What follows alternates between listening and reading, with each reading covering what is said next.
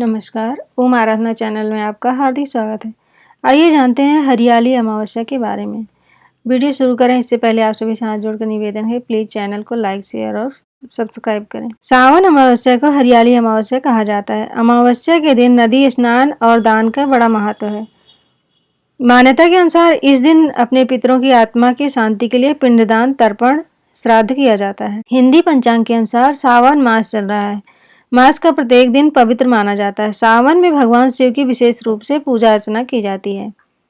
सावन कृष्ण पक्ष के चतुर्थी शिवरात्रि पूजा के अगले दिन अमावस्या का पर्व मनाया जाता है। यह पर्व 8 अगस्त दिन रविवार को पड़ रहा है। सावन अमावस्या को हरियाली अमावस्या कहा जाता है। अमावस्या के दिन नदी स्नान और दान का बड़ा महत्व है।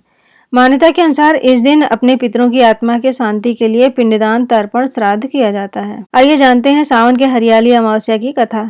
बहुत समय पहले एक प्रतापी राजा था। उनको एक बेटा और एक बहू थे। एक दिन बहू ने चोरी से मिठाई खा लिया और नाम चूहे का लगा दिया, जिसकी वजह से चूहे को बहुत गुस्सा आ गया। उसने मन ही मन निश्चय किया कि चोर को राजा के सामने लेकर आऊंगा। एक दिन राजा के यहाँ कुछ मेहमान आए हुए थे। सभी मेहमान राजा के कमरे में सोए हुए थे। बदले की आग में जल रहे चूहे ने रानी की साड़ी लेकर उस कमरे में रख दिया।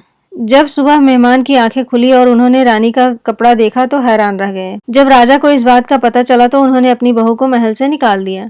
रानी रोज शाम में दिया जलाती और ज्वार उगाने का काम करती थी। रोज पूजा करती, गुड़धानी का प्रसाद बांटती थी। एक दिन राजा उस रास्ते से निकल रहे थे तो उनकी नजर उन दियों पर पड़ी। राजमहल लौटकर राजा ने सैनिकों को जंगल भेजा और कहा कि देख कर आओ वहां क्या चमत्कारी चीज थी।